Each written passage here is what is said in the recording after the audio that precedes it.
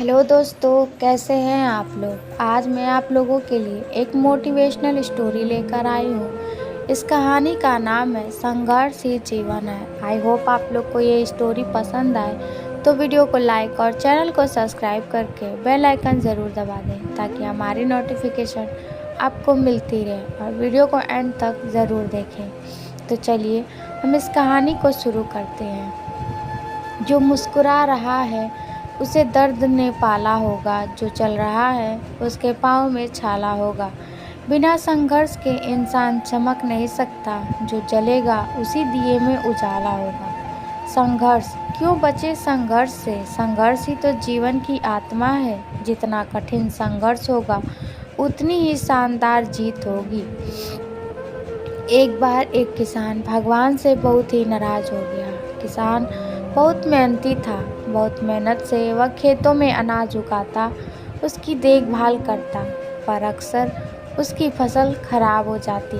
कभी सूखा पड़ जाता, कभी बाढ़ आ जाती, कभी तेज़ धूप, कभी आंधी, कोई न कोई कारण बन ही जाता कि उसकी फसल खराब हो जाती। एक दिन वह किसान गुस्से में आसमान की ओर देखकर भगवान से कहा, हे ईश्वर, आपको लोग सर्वज्ञता मानते हैं कि आप सब जानते हैं। कहते हैं कि आपकी इच्छा के बिना एक भी पत्ता नहीं हिलता, पर मुझे तो लगता है कि आप छोटी सी छोटी बात भी नहीं जानते। आपको तो ये भी नहीं पता कि खेती बाड़ी कैसे करते हैं। अगर आप जानते होते तो हर समय जो बाढ़, आंधी और तूफान आते हैं वो कभी नहीं आते। आप नहीं जानते कि कितना नुकसान उठाना पड़ता है हम किसानों को। यदि आप मेरे हाथ में यह शक्ति दे दें कि जैसा मैं चाहूँ वैसा मैं मानसून कर दूँ, फिर आप देखना मैं अन्न के भंडार लगा दूँगा। भगवान इस किसान के तीखे वाक्य सुनकर मुस्कुरा रहे थे और वह किसान के सामने प्रकट होकर बोले, मैं आज से तुझे यह शक्ति देता हूँ कि तुम अपनी खेतों पर तुम्हारी जैसी इच्छा हो तुम वैसा मानसून कर दोगे। मैं बिल्कुल भी दखल नहीं दूंगा, तुम्हारी इच्छा से सब कुछ होगा। किसान बहुत खुश हो गया। किसान ने गेहूं की फसल अपने खेतों में बोई। जब उसे लगा कि खेतों को धूप चाहिए तो खेतों को धूप मिले, जब पानी बरसना चाहिए तभी पानी बरसा। आंधी, तूफान, बाढ़ कुछ भी उसने अपने खेतों पर आने नहीं दिया। किसान के खेत में इस वर्ष ऐसी फसल हुई जैसी कभी नहीं हुई थी। हरी भरी लहलहाती फसल। मन ही मन वह बहुत खुश हो गया और सोचने लगा, अब सबूत के साथ दिखाऊंगा भगवान को कि इसे कहते हैं शक्ति का सही उपयोग। मेरी सफलता देखकर उन्हें भी अपने नियम जरूर बदलने पड़ेंगे।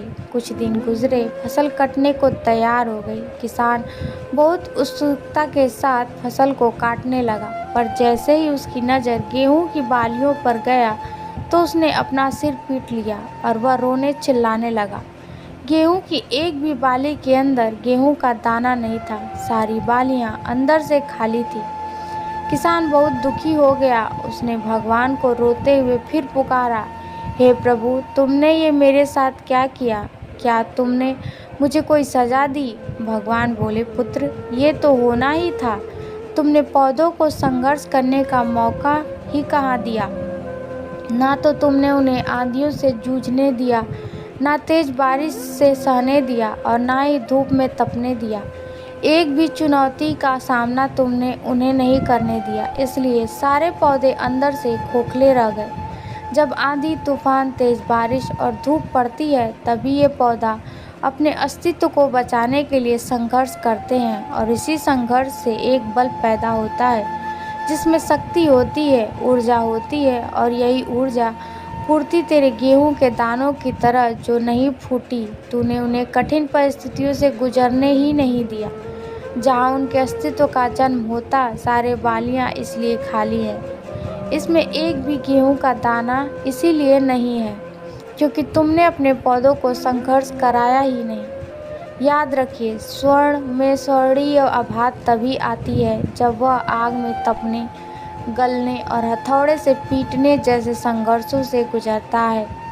कोयले का टुकड़ा हीरा तभी बनाता है जब वो उच्च दाब और उच्च ताप की मुश्किल परिस्थितियों से गुजरता है। इसी तरह यदि ज़िंदगी में कोई संघर्ष ही ना हो, कोई चुनौती ही ना हो, तो हम भी गेहूं की बालियों की तरह खोखले रह जाएंगे। कोई अस्तित्व नहीं होगा हमारा। विपरीत परिस्थितियाँ, चुनौतियाँ, समस्याएं हमें और अधिक निखारती हैं। यदि जीवन में कठिन परिस्थितियाँ और चुनौतियाँ आए तो घबराना मत, बल्कि सामना करना, विश्वास करना कि आप और अधिक निखर जाओगे और अधिक मजबूत बन जाओगे। किसी ने कितना सही कहा है, जिंदगी जीना आसान नहीं होता, बिना संघर्ष के कोई महान नहीं होता।